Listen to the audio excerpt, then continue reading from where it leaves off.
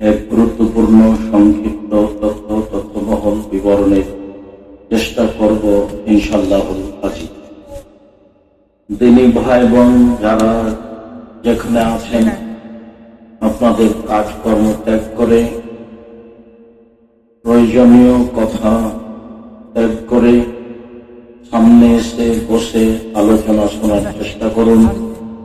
আমরা আপনাদের কিছু না কিছু উপকার করব ইনশাআল্লাহ। এ ব্যাপারে আল্লাহ তাআলা বলেন,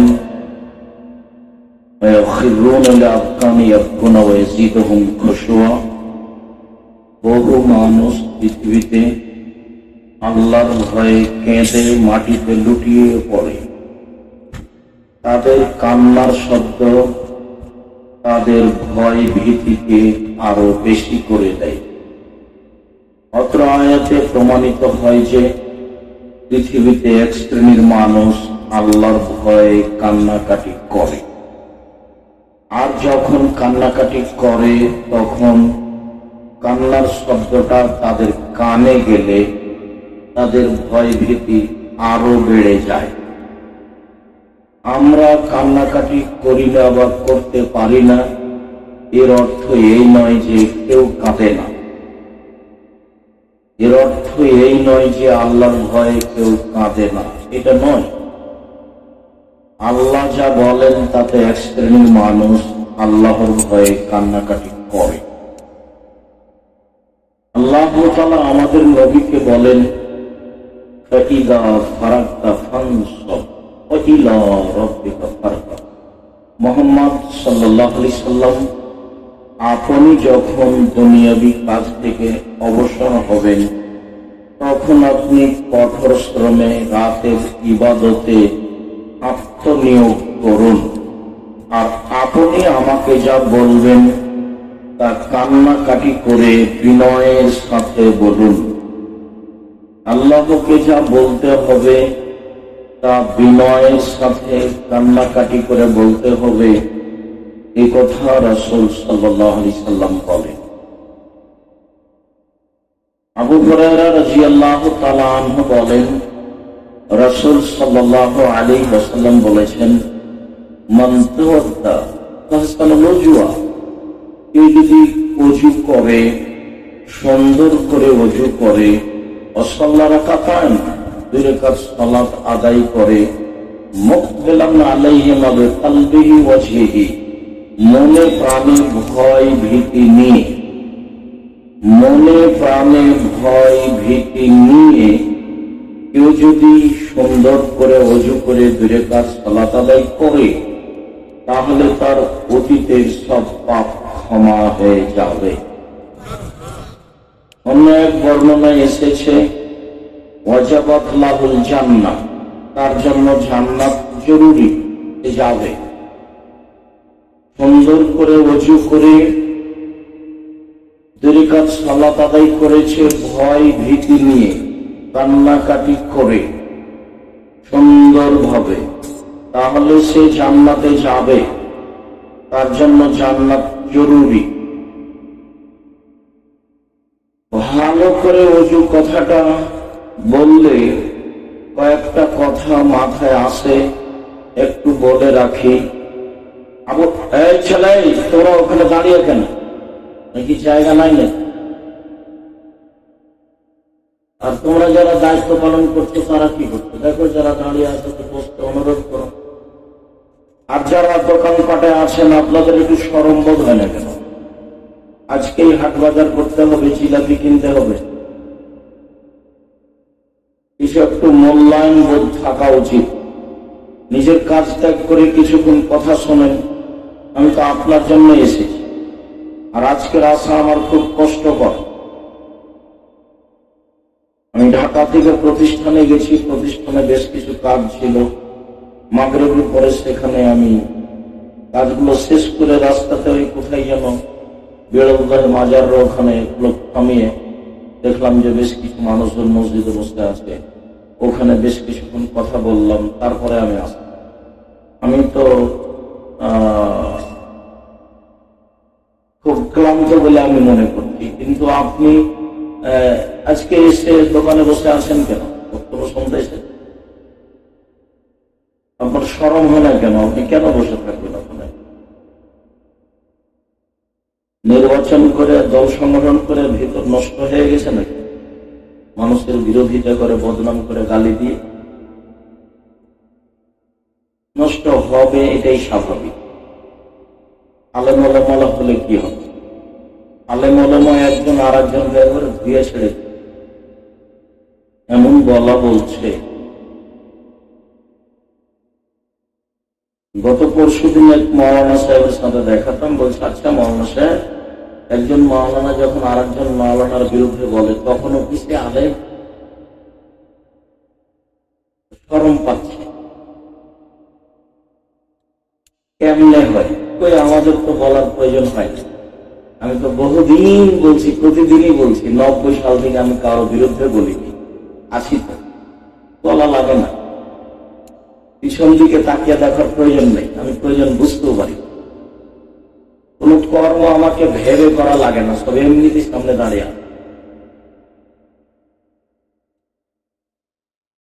সবাই বলছে সারা বাংলাদেশ জুড়ে জামিয়া সালাফে করেন, তো বিভিন্ন জেলার লোক এসে আমার কাছে দাবি জানান, এটা আমার কোন পরিকল্পনা নেই। জামিয়া সালাফে প্রায় 5,000 ছেলে মেয়ে পড়াশোনা করে, 300 জন শিক্ষক শিক্ষিকা, 300 জন। তাতে ইন্ডিয়ান শিক্ষক আছেন যাদের অনেক বেতন, মদিনা বিশ্ববিদ্যালয়ের শিক্ষক আছেন যাদের বেতন লাগে না, যাতায়াত খরচ, খাওয়া খরচ অনেক। দেশের শিক্ষক আছেন যারা সৌদি আরব থেকে এসে থাকেন, তাদের রান্না বান্না খাওয়া ভিন্ন। যারা ইন্ডিয়া থেকে এসে থাকেন তাদের রান্না বান্না খাওয়া ভিন্ন। আমরা যারা গরিব মানুষ, আমাদের থাকা খাওয়া ভিন্ন। আমরা সাধারণ ছাত্ররা সাধারণত যা খাই তাই খাই, আমরা চেষ্টা করি। প্রতি মাসে বেতন লাগে 32 লক্ষ। 519 জন এতিম আছে, 519 জন। কোন মাদ্রাসাতে যখন ওই গতকালকে এক মাদ্রাসাতে ওই যারা হিপস করেছে তাদের পাগড়ি, আমাকে একজন বলছে যে আপনি আপনার মাদ্রাসাতে যারা হাফেজ তাদের পাগড়ি দেন না কেন? বলছি আমি 60-70 জন হিপস করে শেষ করেছি, কার পাগড়ি দিবে এতগুলো মানুষের মধ্যে? তাহলে পাগড়ি দিদি, তাহলে প্রোগ্রামটাই শেষ।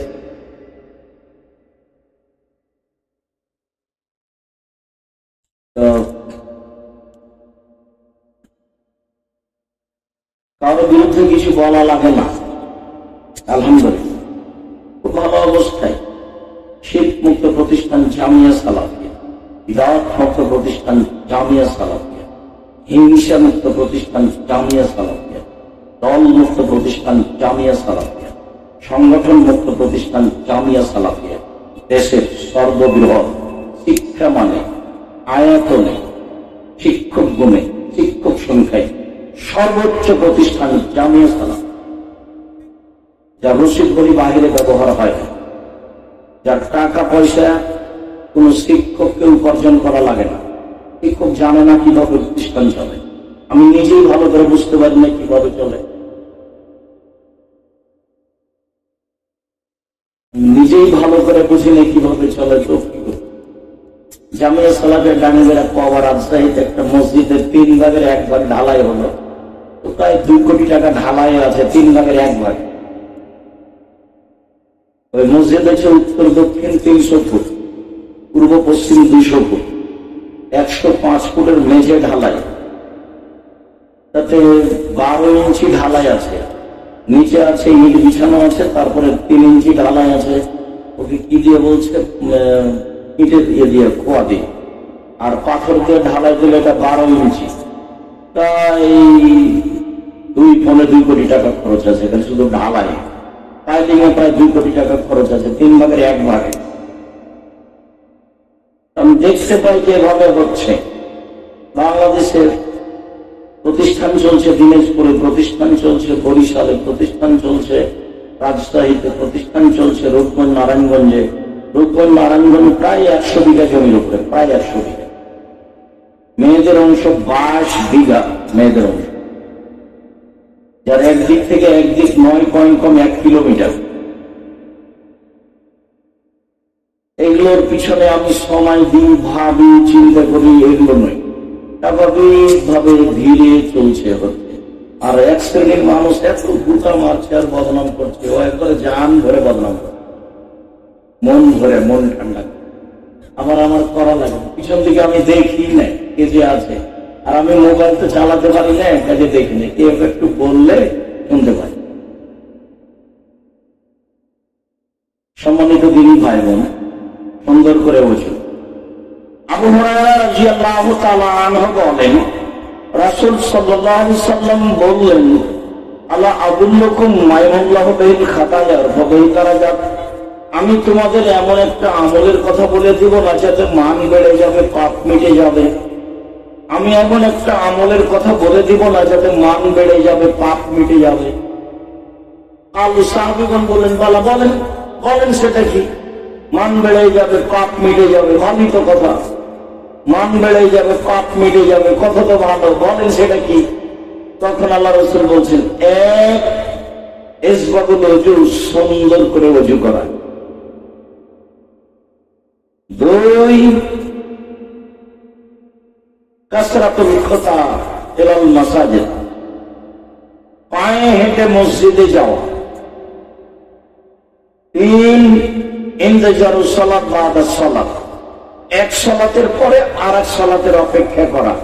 জোহর পড়েছি, আসর কখন পড়ব, কখন হবে, এই নিয়ে প্রতীক্ষমান থাকা। এই তিনটে যদি করে মান বেড়ে যাবে, পাপ মিটে যাবে, পাপ মিটে যাবে, মান বেড়ে যাবে, পাপ মিটে যাবে, মান বেড়ে যাবে। তিনটে সুন্দর করে ওযু করা। সুন্দর ওযুর দুটা বাক্য থাকবে একটু পরে ইনশাআল্লাহ। এক, দুই হলো পায়ে হেঁটে মসজিদে যাওয়া। তিন, এক সালাতের পরে আর এক সালাতের অপেক্ষায় থাকা। মনে থাকবে না? মনে থাকবে। আব্দুল্লাহ ইবনে আব্বাস রাদিয়াল্লাহু তাআলা আনহু বলেন, একদা আল্লাহ তাআলা আমাদের নবীকে বললেন, মুহাম্মদ আল-তাদি ফিমা ইয়াখতাসিমুল মালাউল আলা, মুহাম্মদ আপনি কি বলতে পারেন উপরে কি নিয়ে হইচই হচ্ছে? আল্লাহ আমাদের নবীকে ডাকেন মুহাম্মদ বলে, জিবরাইল আলাইহিস সালাম আমাদের নবীকে ডাকেন মুহাম্মদ বলে, সাহাবীগণ আমাদের নবীকে ডাকতেন আল্লাহর রাসূল বলে। আল্লাহ রাসূল বলেছেন, আল্লাহ রাসূল করেছেন, আল্লাহ রাসূল দিয়েছেন। আর মাযহাবী লোকেরা আল্লাহ রাসূলকে ডাকে হুজুরে পাক, যেমন কোরআন শরীফ তেমন হুজুরে পাক, হুজুরে পাক। দুর্বল পয়েন্টে কোনোদিন যাওয়া লাগেনি। কোরআন শরীফ চলবে না, শরীফ শব্দ চলবে না, এটাই চূড়ান্ত। পৃথিবীর কোন পথ দিয়ে ওটা বৈধ করার কোন পথ নেই। দুনিয়া একদিকে হয়ে গেল। যখন করোনা শুরু হয়েছিল তখন আমি বলেছিলাম, সারা পৃথিবীর মানুষ যদি বলে 3 ফুট পর দাঁড়াতে হবে, তবে এটা বৈধ হবে না। মুহাম্মদ সাল্লাল্লাহু আলাইহি সাল্লামকে আবার বলতে হবে পৃথিবীতে এসে যে 3 ফুট পর দাঁড়ানো যায়। যেহেতু মুহাম্মদ সাল্লাল্লাহু আলাইহি সাল্লাম কিয়ামত পর্যন্ত আর কোনোদিন আসবেন না, কাজে 3 ফুটের বৈধতাও হবে না, কোন পথ নেই। বলেছিলাম করোনার আগে 5 বছর জিরো দাম দিনে যে যার করোনা হয়েছে তার সাথে একসাথে খাবো, যে করোনায় মারা গেছে তার জানাজা দেবো, গোসল দেবো, সবকিছু করবো, আমি করব। এতে যদি আমাকে করোনা ধরে, এটা আমি বলবো না যে তার কারণে ধরেছে, আমি বলবো পৃথিবী সৃষ্টির 50,000 বছর পূর্বে আমার ভাগ্যে করোনা লেখা হয়েছিল, সেই জন্য ধরেছে।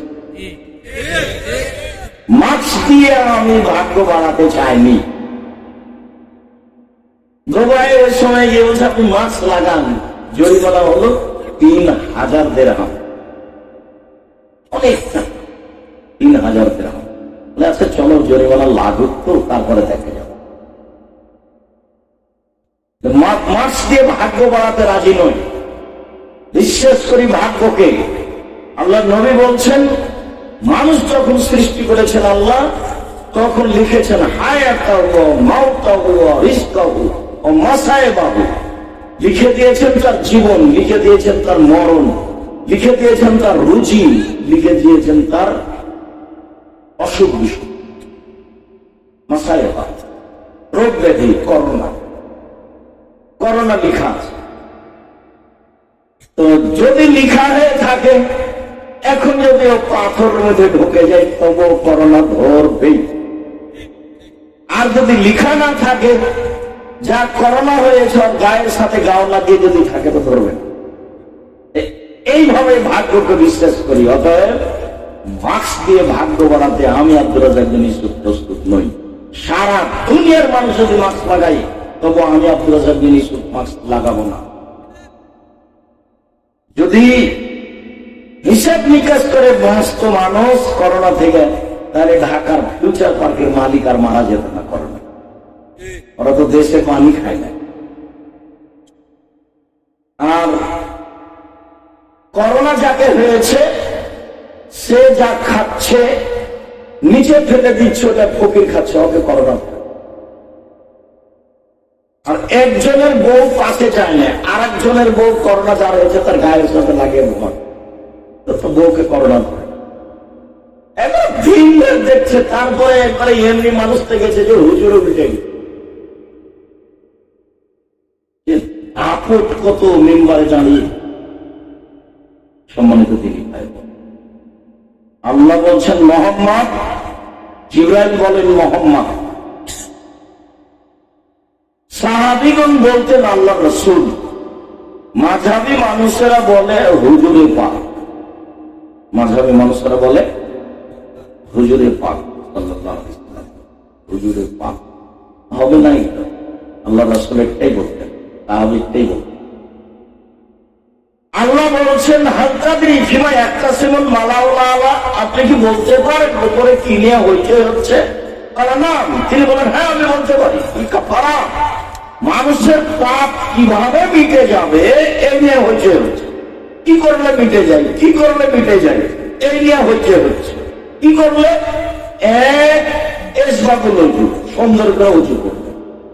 দুই, আল মাসু আল আকদাম, পায়ে হেঁটে মসজিদে গেলে। তিন, আল মাসু ফিল মসজিদ বাদা সালাওয়াত, সালাতের পরে মসজিদে বসে বসে তাসবিহ তাহলিল জিকির আজকার করবে। সালাম ফিরার পরে লাফ দিয়ে দাঁড়িয়েছে। তিনটায় আসলো, পাপ মিটে যায়, মান বেড়ে যায়। এক, সুন্দর করে ওযু করলে। দুই, পায়ে হেঁটে মসজিদে গেলে। তিন, সালাতের পরে মসজিদে বসে তাসবিহ তাহলিল জিকির আজকার করবে। এখন আল্লাহ রাসূল বলছেন মান ফালা আশা বেখায়রে মাতা বেখায়রে, এইটা যে করলো তার মরে যাওয়া ভালো, তার বেঁচে থাকা ভালো। তার মরে যাওয়া ভালো, তার বেঁচে থাকা ভালো। তার মরে যাওয়া ভালো, তার বেঁচে থাকা ভালো, দুটাই সমান। এরপর আল্লাহ রাসূল বলছেন ওয়াকানা মিন খাতিয়াতিহি কায়াউমিন ওয়ালাদাত উম্মুহু, লোকটা হয়ে গেল পাপ থেকে সেই দিনের মতো যেদিন তার মা তাকে জন্ম দিয়েছে। লোকটা পাপ মুক্ত হয়ে গেল সেই দিনের মতো যেদিন তার মা তাকে জন্ম দিয়েছে। নিষ্পাপ হয়ে গেল। নিষ্পাপ হওয়ার আরো দুটো কথা আছে। এক, মানুষ যদি হজ করে, হজ যদি কবুল হয়, তাহলে মানুষ নিষ্পাপ হয়ে যায়, সেদিনের মতো হয় যেদিন তার মাতাকে জন্ম দিয়েছে। আরেকটা, মানুষ যদি অসুখ বিসুখ হয়, তারপরেও যদি বলে আলহামদুলিল্লাহ, তাহলে লোকটা হয়ে যায় সেই দিনের মতো যেদিন তার মাতাকে জন্ম দিয়েছে, নিষ্পাপ হয়ে।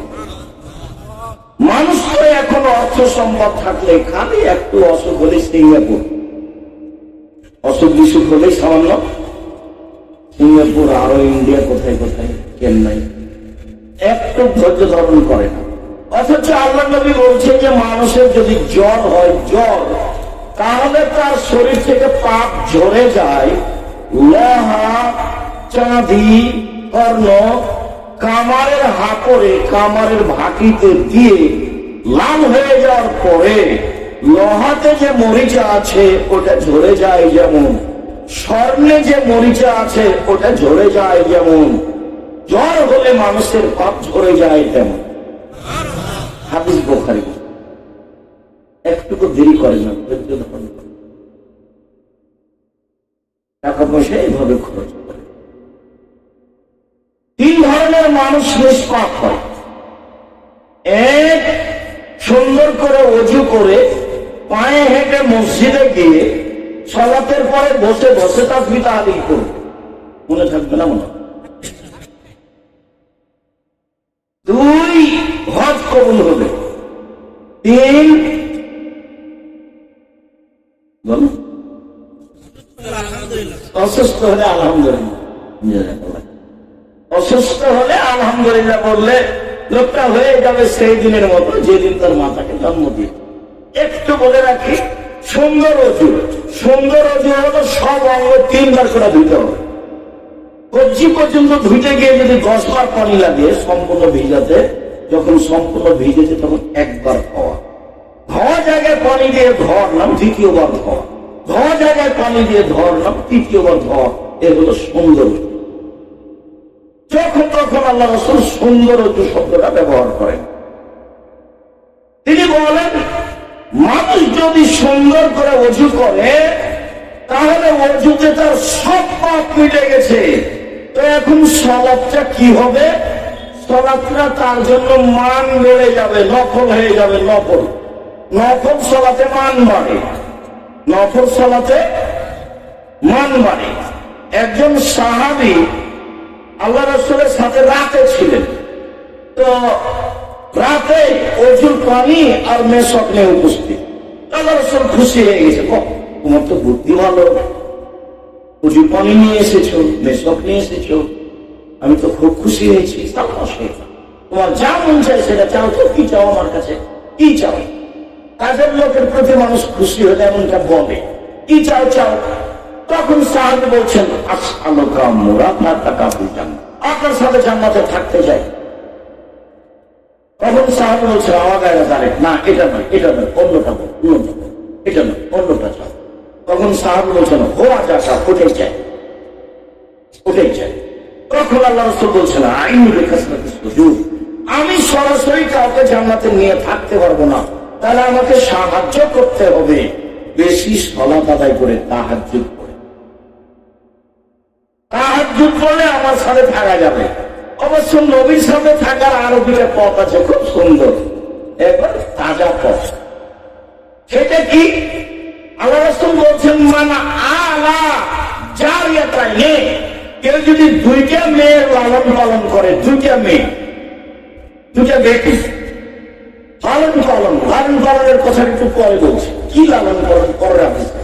লালন পালন করে, বিবাহসাথী দিয়ে দেয়, তাহলে সেই পিতা আর আমি জান্নাতে এইভাবে থাকবো। তখন তর্জনী আর মধ্যমায় 2টা আঙুল ইশারা করে দেখালেন এবং জমা করে দিলেন, পাশাপাশি একসাথে লেগে থাকবে সেই লোক আর আমি একসাথে। আর একটা পথ আছে। সাহাবী সাদ রাদিয়াল্লাহু তাআলা আনহু বলেন, রাসূল সাল্লাল্লাহু আলাইহি সাল্লাম বলেছেন, কাফুল ইয়াতীম আনা হুয়া ফিল জান্নাতি হাকাদা, যে ব্যক্তি ইয়াতীমের লালন পালন করবে সেই ব্যক্তি আর আমি মুহাম্মদ সাল্লাল্লাহু আলাইহি ওয়াসাল্লাম জান্নাতে এভাবে থাকবে। তখনও তর্জনী আর মধ্যমা পাশাপাশি করলেন, তবে একটু আর রাখা যায় না। এতিমের লালন পালন করে থাকা যাবে সাথে, তো একবারে লাগালাগি নয়। আর মেয়ে যদি বিবাহ সাথী দিয়ে দেয়, লালন পালন করে মেয়ে 2টা, তাহলে একসাথে। তাহলে এখানে পরে হাদিসটা একটু বলি। আল্লাহ রাসূল বলছেন যে, মানা বা সালাসা বানাতিন, যদি 3টা মেয়ের লালন পালন করে, 3টে বেটির লালন পালন করে, কি হবে? আল্লামাহুন্না, তাদের বিদ্যা শিখিয়ে দিল। 2 আদাবাহুন্না, তাদের শিষ্টাচার শিখিয়ে দিল। 3 আহসানা ইলাইহিন্না, তাদের সাথে ভালো আচরণ করলো, বিবাহ শাদী দিয়ে দিল। তাহলে সেই মেয়ে 3টা পিতার জন্য জাহান্নাম থেকে অন্তরাল হবে, ওইদিকে জাহান্নাম আর এইদিকে ওর পিতা পিছনে। আর ওরা 3টাকে মাঝামাঝি না, ওরা বলবে আগে আমার বাপ জান্নাতে যাবে, তারপরে কোন কথা। এবারে শক্ত ভাবে ভেঙে বসবে, আমার পিতার জান্নাত আগে, তারপরে কোন কথা। এখন যদি একটা মেয়ে জন্ম নেই, তাহলে দাদি নানি বলে, কি করবি রে, কি করবি, জিজ্ঞেস করবি। যদি জন্ম নেই তাহলে মন খুব খারাপ, গরু গাবি কিছু তিন কি করবি? যদি তিনটা হয় তাহলে তো বউ তালাক দে, বউ তালাক দে। মানে জাহেলে দিয়ে পূর্ণ। মা বেটি ছেলে বাপ কেউ শিক্ষিত নয়, সবাই পশু প্রাণীর মতো। বুঝে না ওরা, অন্তর আছে বুঝে না, বুঝা দরকার। দেখেও দেখে না ওরা, চক্ষু আছে দেখে না, শোনেও শোনে না ওরা, কান আছে শোনে না। উলাইকা কালানাম, তারা পশু প্রাণীর মতো, তারা গরু ছাগলের মতো, তারা কুকুর স্ত্রীদের মতো, বালুর বাজার বরং তার চেয়ে খারাপ। বাপ যে শিষ্টাচার শিখিয়ে দিলে, বাপ শিষ্টাচার জানে, বাপের বাপ জানে না শিষ্টাচার কাকে, বাপও জানে না শিষ্টাচার কাকে। এটা তো আবার বগড়া। আব্দুল সাহেব এটা আবার বগড়া বলে কি বলতে চায়? এটা আবার বগড়া বলে দুইটা জিনিস বলতে চায় না। রংপুর, দিনাজপুর, লালমোহাট, নীলফামারী, কুড়িগ্রাম, পঞ্চগড়, ঠাকুরগাঁও, গাইবান্ধা, বগুড়া, জয়পুরহাট এসব ডিস্ট্রিক্টের লোকদের দুইটা জিনিস দুর্বল আছে বেশি, অন্য জেলাতে আছে। তার একটা হলো এরা শ্বশুরের কাছে যৌতুক নেই, টাকা নেই। অথচ বহুদিন বলেছি যে ভিক্ষে করে টাকা দিয়ে চাউল কিনে ভাত খেয়ে বাজার কবুল হবে, ভিক্ষে করে টাকা দিয়ে চাউল কিনে ভাত খেয়ে বাজার কবুল হবে, যৌতুকের টাকা দিয়ে চাউল কিনে ভাত খেয়ে বাজার কবুল হবে না। এই যে আমি বললাম, সেটি কোন মায়ের বেটা একে উল্টিয়ে ভাবে ধরতে পারে? 30 বছর থেকে বলছি 24 ঘন্টার মধ্যে টাকা ফেরত দিতে হবে। খাট খাট চৌকি বক্স, মোটর সাইকেল, সাইকেল যা আছে সব ফেরত দিতে হবে। ভিক্ষা করে খাবা, ভিক্ষা করে খাও, খাবা কাটা। শ্বশুরের টাকা নিবা কেন? লজ্জা হয় না? কি পড়াশোনা করে দিন মজুরি করে খাও, মানুষের বাড়িতে কাজ করে খাও, যৌতুক নিবা কেন? আর আরেকটা খারাপ আচরণ, সেটা হলো বোনদেরকে জমি যায় না। আমি বলেছি তোমার বাপকে যদি কুকুর স্ত্রীগালের চেয়ে খারাপ প্রমাণ করতে না পারি তো আমি বক্তব্য দিব না। তোমার বাপ কুকুর স্ত্রীগালের চেয়ে খারাপ।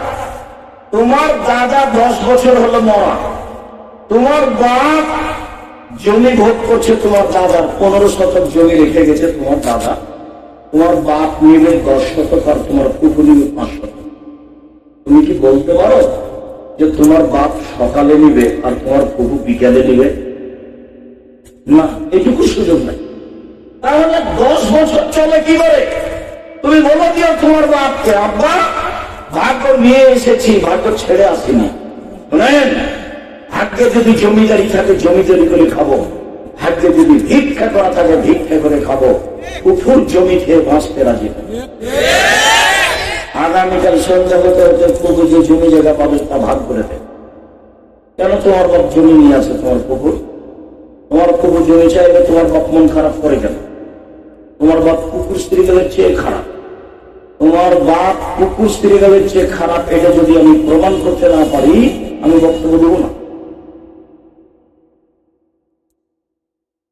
সম্মানিত দিনী ভাই বোন, আমি বলছিলাম রাসূল সাল্লাল্লাহু আলাইহি ওয়াসাল্লাম যা বলেছেন তাতে 3টা কাজে মানুষের মান বেড়ে যায়, পাপ মিটে যায়, লোকটা হয়ে যায় সেই দিনের মতো যেদিন তার মাতাকে জন্ম দিয়েছে, নিষ্পাপ হয়ে যায়। অসুখ বিসুখ হলে মানুষের পাপ ঝরে যায়। একটা লোককে আল্লাহ জান্নাতে দিবেন কিন্তু নেকি ওই পরিমাণ করতে পারছে না, তখন আল্লাহ তার গায়ে অসুখ বিসুখ দিয়ে দিবেন, দিয়ে তাকে ওই পর্যন্ত পৌঁছে মরণ দিবেন, যাতে করে যেটা জান্নাত তার ভাগ্যে লেখা আছে সেটা যেন পায়। তো জান্নাত পায় এই কথাটা বলতে সামনে বাড়ি দিতে আবার একটা কথা মাথায় ধাক্কা। উমামা বাহিলি রাদিয়াল্লাহু তাআলা আনহু বলেন, রাসূল সাল্লাল্লাহু আলাইহি সাল্লাম বলেছেন, আনা যাইমুন বিবাইতিন লিমান তারাকাল মিরাহা ওয়া ইন কানা মুহিক্কা। মানুষ যদি তর্ক ছেড়ে দেয়, সত্য হলেও তর্ক করবে। মানুষ যদি তর্ক ছেড়ে দেয় সত্য হলেও আমি মুহাম্মদ সাল্লাল্লাহু আলাইহি সাল্লাম তাকে জান্নাতে একটা ঘর নিয়ে দেব। তর্ক আপনারা এটা বলেছেন, আরে না এটা বলেছেন, আরে না এটা বলেছেন, আচ্ছা ঠিক আছে, আসসালামু আলাইকুম, থাকেন, আমি গেলাম, আমি তর্ক করতে রাজি। যেই তর্ক ছেড়ে দিলে সত্য হলেও আমি মোহাম্মদ সাল্লাল্লাহু আলাইহি ওয়াসাল্লাম তাকে জান্নাতে একটা ঘর নিয়ে দেব। দুই, তবে বাইতিন ফিরাবাজি জান এবং তারা কালা কিসবা ওয়াইন কালাম মাঝে মজাক করে হলেও কেউ যদি মিথ্যা ছেড়ে দেয়, মজাক করে মিথ্যা বলবে না, এত শক্ত থাকে মিথ্যা না বলার উপরে। মজাক করে হলেও যদি মিথ্যা না বলে, আমি মোহাম্মদ সাল্লাল্লাহু আলাইহি ওয়াসাল্লাম তাকে জান্নাতের মাঝে একটা ঘর নিই। আমার জান্নাত এবং হাসানা খলকাহু, যে তার চাল চলনকে ভালো করলো, আমি মোহাম্মদ সাল্লাল্লাহু আলাইহি ওয়াসাল্লাম তাকে জান্নাতুল ফেরদাউস নিয়ে দেব। চাল চলন, স্বভাব, শিষ্টাচার, ভদ্রতা, ভালো কথা, ভালো কথা। ইবাদতের জগতে সবচেয়ে ভারী নেকির ইবাদত হচ্ছে ভালো আচরণ। ইবাদতের জগতে সবচেয়ে ভারী নেকির ইবাদত হচ্ছে ভালো আচরণ। ভালো আচরণ যার, জান্নাতুল ফেরদাউস তার। ভালো আচরণ যার, ভালো চাল চলন যার, জান্নাতুল ফেরদাউস তার। একটা অবাক ইবাদত, তার নাম ভালো চাল চলন, ভালো কথা, ভালো কর্ম। মানুষে বলে ছেলেটা খুব ভালো, মানুষে বলে ছেলেটার স্বভাব ভালো, মানুষে বলে ছেলেটা খুব ভদ্র, এই হলো ভালো ছেলে। মানুষে বলে দুনিয়ার খারাপ সাজাই না, মুখখান খুব খারাপ, দুনিয়ার খারাপ, বউ মুখ কথা ছাড়ো তো, এটা কি? এ হলো খারাপ চাল চলন। আমি একটু বাস্তব দেখাই, 1 মিনিট। মাঠ বাড়িতে একটা অটোতে অটো দাঁড়িয়ে আছে, আপনি বসে আছেন, আমি এখন উঠেছি সেই অটোতে, উঠতেই ওই লোকটা টান দিয়েছে, আমি একবার আপনার মুখের উপরে গিয়ে পড়েছি। তখন আপনি বলছেন বসেন বসেন বসেন, কোনো সমস্যা নেই, বসেন বসেন, কোনো সমস্যা। বসলাম, এই হলো এক। আপনার মুখের উপরে পড়তে আপনি বলছেন চোখ নাই, বিশেষ করে উঠেন না গাড়ি, চোখ নাই, দেখতে পারলাম। এটা একটা চাল চলন। বলেন তো কোনটা ভালো কোনটা খারাপ? চাল চলন। চাল চলন হলো সবচেয়ে ভারী নীতি কাজ। এ দাম দেয় চাল চলন। মানুষ একজন আর একজনকে সুযোগ পালে একেবারে জেল জুলুম হাতে ধুয়ে ছেড়ে দিত। আবার ফের এমনিতে কেন যে বলছে এভাবে আমি বুঝতে পারি না, তার এভাবে বলার কি প্রয়োজন? দাপট দেখিয়ে 2 দিন বাঁচার চেষ্টা করিয়ে, দলীয় ক্ষমতা দেখিয়ে 2 দিন বাঁচার চেষ্টা করিয়ে না। ফেরাউন ডুবে গেছে, আর আপনাদের নেত্রীর বয়স ছিল 45 থেকে। ক্ষমতা দেখিয়ে কিছু করিয়ে না, ক্ষমতা দেখিয়ে করলে সময় একদিন আসবে। 1000 বছর পরে ফেরাউন ডুবে, 1000 তাকে পরিস্থিতি মাফ করেন। কাজে কাপড় দেখিয়ে, ক্ষমতা দেখিয়ে, মানুষকে জেল হাজতে দিয়ে, মানুষের উপর জুলুম করে, মানুষকে অন্যায় অপমান করে, মানুষকে খাটো করে, মানুষকে হেল তুচ্ছ করে 2 দিন বেঁচে থাকার চেষ্টা করি। সাধারণ ভাবে নরম হয়ে বাঁচে। একদিন বয়স ছিল 40, দেখবেন 60, তারপর দেখবেন নেই। আমি তো সেই দিন আসলাম বক্তব্য দিতে, মনে হচ্ছে 90 সালে একবারে প্রথম ফতেহাদি মসজিদে, দেখি এখন অনেক দিন। কিছু করে মানুষের ক্ষতি করে, মানুষকে খাটো করে 1 ঘন্টা বেঁচে থাকার চেষ্টা করিয়ে 4টা কাজ করবেন জীবনে। 1, 5 ওয়াক্ত সালাত, 2, হালাল রুজি, 3, কোরআন তেলাওয়াত, 4, দুজন যেখানে বসে আছে সেখানে বসবেন। আড্ডা পিটা চিরদিনের জন্য হারাম। দোকানে বসে গল্প করা চিরদিনের জন্য হারাম। আড্ডা পিটা চিরদিনের জন্য হারাম। এসব সালাত আদায় করে এসে মাথায় টুপি দিয়ে ওই ল্যাংটা মেয়ে টিভিতে নাচছে, আর আপনি দেখে চক্ষু ঠান্ডা করছেন, কলিজা ঠান্ডা করছেন, মাথায় টুপি দিয়ে, আর আপনি মানুষের বদনাম করছেন। কখনো আপনি ভালো মানুষ? কেমনি আপনি ভালো মানুষ হলেন? কিভাবে হয়? ভালো চাল চলন বক্তব্যের বিষয় আজকে নয়, আজকে হচ্ছে আল্লাহ ভীতি। চলেন যাই। আনাস রাদিয়াল্লাহু তাআলা আনহু বলেন, খাতাবানা রাসূলুল্লাহ সাল্লাল্লাহু আলাইহি ওয়াসাল্লাম খুতবাতান মা সামিতু মিসলাহা কাত। একদা আল্লাহ নবী আমাদের মাঝে বক্তব্য দিলেন, এমন বক্তব্য দিলেন, এরকম বক্তব্য জীবনে কোনোদিন শুনিনি। তাতে তিনি বললেন,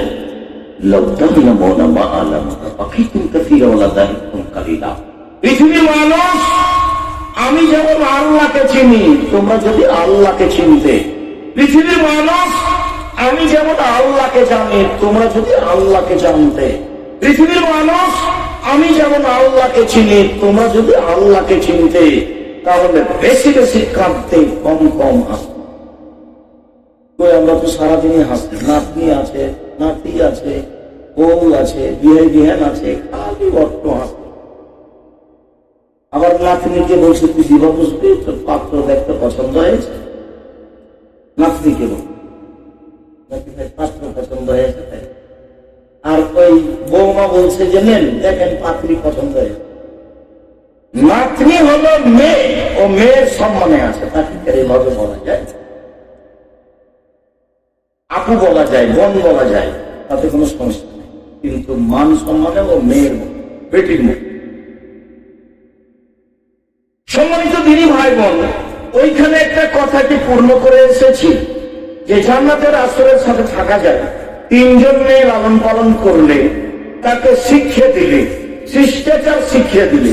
শিষ্টাচারের কথা একটা কথা বলে এসেছিলাম, মধ্যখানে মনে পড়াতে আবার মধ্যে ঘুরে গেলাম, একটু খেয়াল করবেন। শিষ্টাচার কি জিনিস আজকে বেশি না বুঝালেও একটু বলি। আয়েশা রাদিয়াল্লাহু তাআলা আনহা বলেন, আল্লাহ নবী বলেছেন, সকল নবীর শিষ্টাচার 10টা, সব নবীর বৈশিষ্ট্য 10টা, সব নবীর খাসলাত অভ্যাস 10টা। এক, কাসু সারে, মোচ কেটে ফেলতে হবে, মোচ ব্রেক দিয়ে চাঁচা যাবে না, এটা সব নবীর শিষ্টাচার, সব নবীর বৈশিষ্ট্য। 2, এক লোহা, দাড়ি বড় করতে হবে, দাড়ি ছোট করা কাবিরা গুনাহ, চেঁচে ফেলা কাবিরা গুনাহ। চেঁচে ফেললে অভিশাপ হবে। কেন? চেঁচে ফেললেও মহিলা হতে চায়, মহিলার দাড়ি নেই, এই জন্য চেঁচে ফেলাটা অভিশাপ। চেঁচে ফেললে অভিশাপ হবে। ছোট করাও কাবিরা গুনাহ, চেঁচে ফেলাও কাবিরা গুনাহ, তবে চেঁচে ফেললে অভিশাপ হবে। চেঁচে ফেললে চোখের পাওয়ার কমে যাবে, চেঁচে ফেললে স্ত্রী মিলনের ক্ষমতা কমে যাবে। দাড়ি ছেড়ে দিতে হবে, নিজ গতিতে নবীগণের খাসলাত অভ্যাস শিষ্টাচার স্বভাব। 3, আসওয়া মেসওয়াক করা।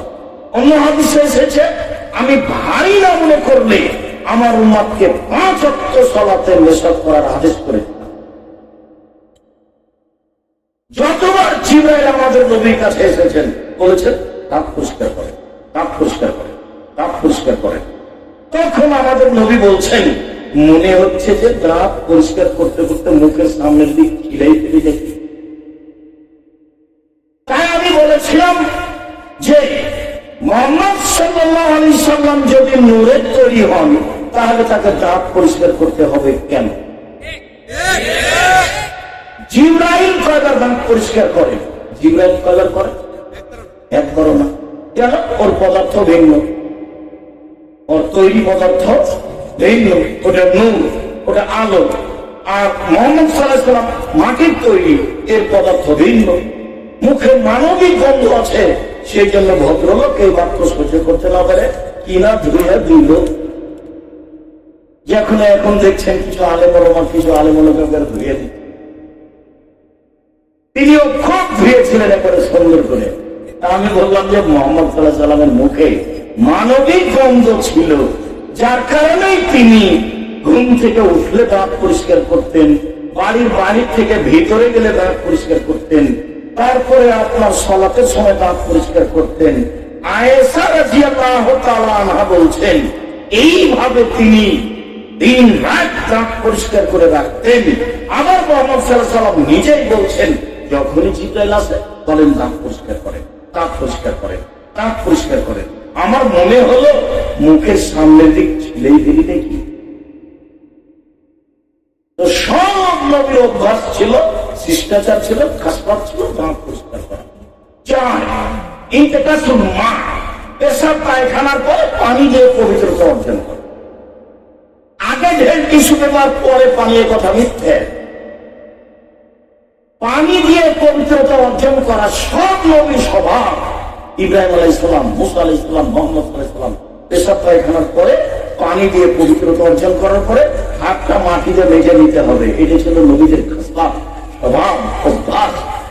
এখন পানি ব্যবহার না করে আগে ঢেল টিস্যু পেপার, আবার 40 কদম, আবার পায়ের উপরে পা উঠানো, আবার খপ খপ করে কাশা, একবারে নোংরামি, একবারে বেহায়।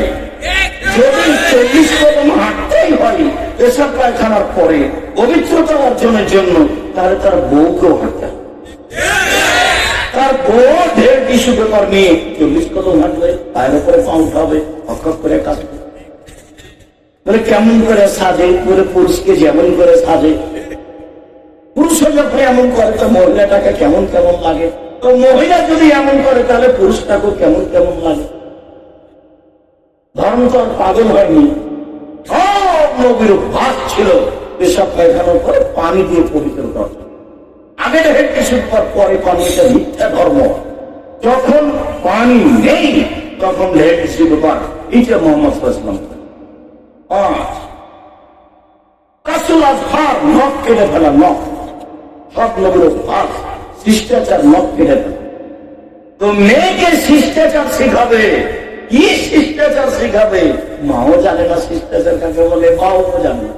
শুনেছে শিষ্টাচার একটা শব্দ, শিষ্টাচার কি? আরে ধৈর্য শব্দ, যেমন সবাই বলে ধৈর্য, কেউ কি জানে ধৈর্য কি জিনিস? ধৈর্য হলো ঘোড়ার ডিম, সবাই বলে ঘোড়ার ডিম, কেউ দেখেনি। তাই হলো ধৈর্য। যার যখন সুযোগ আছে সেই তখন একবারে ইচ্ছা মতো বলে নেই, সবাই বলে ধৈর্য।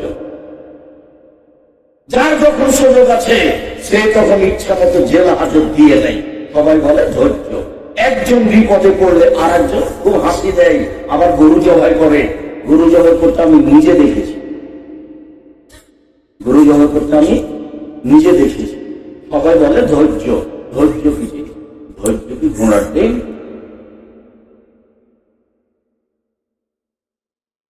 তো শিষ্টাচার কি জিনিস? শিষ্টাচার কি ঘোড়ার ডিম? এখন ওর মা নাই, ওর একটা সৎ মা। আমি বলেছি সৎ মা, কিন্তু আসলেই কি সৎ মা? সৎ মা নয় তো। আমি বলেছি সৎ মা, তা আসলেই কি সৎ মা? সৎ বাপ নয় তো, হলো অযোগ্য বাপ, ঘৃণিত কাপুরুষ বাপ। শিষ্টাচার কাকে জানে না? আল্লাহ নবী বলছেন যে ওই মেয়ে বাপের জন্য অন্তরাল হবে জাহান্নাম থেকে বাঁচার জন্য। যেই বাপ মেয়েকে বিদ্যা শিখিয়ে দিল, শিষ্টাচার শিখিয়ে দিল, ভালো আচরণ করলো, বিবাহ শাদী দিয়ে দিল, সে মেয়ে 3টে হবে অন্তরাল। শিষ্টাচার কাকে বলে? শিষ্টাচার কি? সামনের দিকের মাথার চুল ছোট করা, সেটাই কি শিষ্টাচার? সব চুল ছোট করা, সেটাই কি শিষ্টাচার? ভুল তোলে চিকন করা, সেটাই কি শিষ্টাচার? কাপ ছিলে চিকন করা, সেটাই কি শিষ্টাচার? এই নগ্ন স্কিন পায়জামা পরা, সেটাই কি শিষ্টাচার? আরে একবারে স্কিন পায়জামা পরে আছে আর বাপের মাথায় টুপি আছে, সব বছরই হজ করে, ওমরা করে মাসে মাসে। এটা বাপ আর এটা বেটি। আমি বলেছি সৎ বাপ, আপনি বলছেন আপনারা এইসব এভাবে বলিয়েন না। বলেন আমি কি করতে পারি? আপনি যদি স্বাভাবিক মনে করেন তাহলে এটা মিথ্যে। আপনার নাম মুসলিম আর আপনার ধর্মের নাম ইসলাম। ইসলাম মানে মেনে নেওয়া, মুসলিম মানে মেনে নিয়েছি। ইসলাম মানে মেনে নেওয়া, মুসলিম মানে মেনে নিয়েছি। বলেন আপনি কি মেনে নিয়েছেন? শিষ্টাচার কাকে বলে? কাপড় পরার সময় ডান হাতটা ঢোকাতে হবে আগে, এর নাম শিষ্টাচার। শিষ্টাচার কাকে বলে? বাচ্চার জুতা পরলে ডান পায়েটা আগে পরাতে হবে, তার নাম শিষ্টাচার। শিষ্টাচার কাকে বলে? মসজিদে ঢোকার সময় ডান পাটা আগে দিতে হবে, তার নাম শিষ্টাচার। শিষ্টাচার কাকে বলে? বাচ্চাকে ডান কাতে শোয়াতে হবে দোয়া পড়ে, তার নাম শিষ্টাচার। শিষ্টাচার কাকে বলে? বাচ্চাকে দুধ খাওয়ানোর সময় বিসমিল্লাহ বলতে হবে, নইলে শয়তান দুধ খাবে, খাবে নিশ্চিত খাবে, অবধারিত খাবে, খাবেই খাবে। নবী বলেছেন খাবে, অতএব খাবে। মা যখন বাচ্চাকে দুধ খাওয়াবে তখন মায়ে বিসমিল্লাহ বলবে। শিষ্টাচার কাকে বলে? পেশাবখানায় যাবে, পায়খানায় যাবে, দোয়া বলে দিবে। শিষ্টাচার কাকে বলে? গিলাসটা ডান হাতে ধরবে। শিষ্টাচার কাকে বলে? ডান হাতে খাবে। শিষ্টাচার কাকে বলে? সালাম দিয়ে বাড়ি থেকে বের হবে। শিষ্টাচার কাকে বলে? সালাম দিয়ে বাড়িতে ঢুকবে। শিষ্টাচার কাকে বলে? শিষ্টাচার কি জিনিস? নখ বড় আছে, তখনও তার বাপ ভালো মানুষ, তার বাপ খারাপ মানুষ, অযোগ্য মানুষ, সৎ বাপ, ও মা সৎ মা। ওই মা জানে না মা কাকে বলে। ওর বাপ বিবাহ দিয়েছে, স্বামীর কাছে গেছে, একটা বাচ্চা হয়ে গেছে, সেই জন্য মা। ও জানা নাই মা কাকে বলে। চিরদিন 30 বছর থেকে বলে আসছে একটা হাদিস, তখনই কোন বক্তব্য দিয়েছে, তখন সে হাদিস এসেছে মা কাকে বলে। তখন আমি জাবেরের হাদিসটা বলেছি।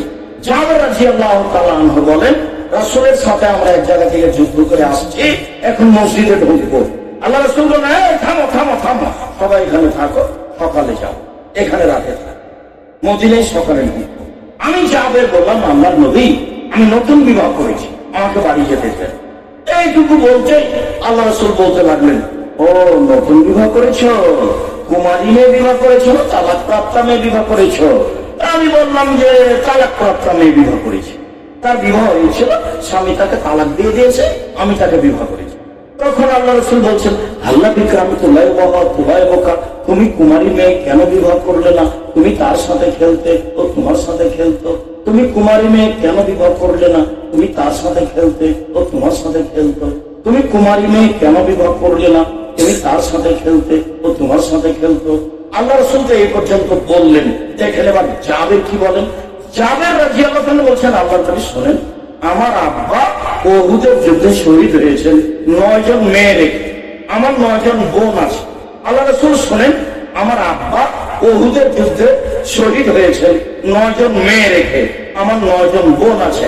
আক্রাহু আন আতাসাজ্জাদা মিসলাহুন্না, তাদের মতো কম বুদ্ধির মেয়েকে বিবাহ করা আমি পছন্দ করিনি 4টা কারণে।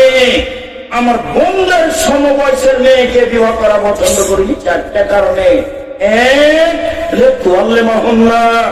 বেশি বয়সের তালাক প্রাপ্তা মেয়ে বিবাহ করেছি, যাতে করে আমার স্ত্রী আমার বোনকে বিদ্যা শেখাতে পারে। 2 বলে তুয়াতে বাহন না, যাতে করে আমার স্ত্রী আমার বোনদেরকে শিষ্টাচার শেখাতে পারে। 3 বলে তারা চলাহন না, যাতে করে আমার স্ত্রী আমার বোনদের মাথার চুল চিরুনি করে সাজগোজ করে পরিপাটি করে রাখতে পারে। 4 বলে তাকুমা আলাইহিন না, যাতে করে আমার স্ত্রী আমার বোনদের উপরে পাহারা দিতে পারে। তার নাম মা। রাসূলের সামনে বিবরণ দিলেন জাবের রাদিয়াল্লাহু আনহু, আমি বেশি বয়সের মেয়ে বিবাহ করেছি তালাক প্রাপ্তা 4টা কারণে। আমার 9 জন বোন আছে, সবাই কম বয়সের, কারো বিবাহ হয়। 1 আমার স্ত্রী যেন আমার বোনদেরকে বিদ্যা শিখাতে পারে। 2 আমার স্ত্রী যেন আমার বোনদেরকে শিষ্টাচার শিখাতে পারে। বিদ্যা না হয় বুঝলামই, খেঁচড়া মেছড়া করে কি যে শিখালো, ওর পাস করেনি, তাই বলছে মেয়েকে ডাক্তার করতে। তাই মেয়ে খুব ব্যস্ত। 6 পড়ার পরে 4 জন মাস্টার, ক্লাস 8 গিয়ে 6 জন মাস্টার, ম্যাট্রিক পাস করার পরে ইন্টার পাস করার জন্য যে কয়েকটা সাবজেক্ট সব মাস্টার। তারপরে ডাক্তারিতে ভর্তি করেছে কোন বিশ্ববিদ্যালয়ে, কয়েকদিন পরে মেয়ে আরেকজনের সাথে চলে গেল। এখন টাকাটি কি হলো? কোলার বাড়ির সেই ছেলেটা অতীব মেধাবী, ভালো ভদ্র ছেলে, সবাই তাকে বলে খুব ভদ্র, খুব মেধাবী। সবাই বলছে উত্তরবঙ্গে সবচেয়ে মেধাবী। তাই পড়াশোনা করেছে, বাপে বলেছে বড় ডাক্তার। পড়াশোনা করে লন্ডন থেকে এসেছে, পিজি হাসপাতালের ডাক্তার, 3 লক্ষ টাকা বেতন। তো দেখলাম সেই দিন আসলো কোলার বাড়িতে, গাড়ি থেকে নামলো। কথার কথা গ্রামের লোকজন দৌড়িয়ে এসেছে, চাচি খালা পুকুর দেখবে, কত সুন্দর আদরের ছেলে লন্ডন থেকে পড়ে এসেছে। গাড়ি থেকে নামলো, দেখা গেল গায়ে গলায় টাই আছে,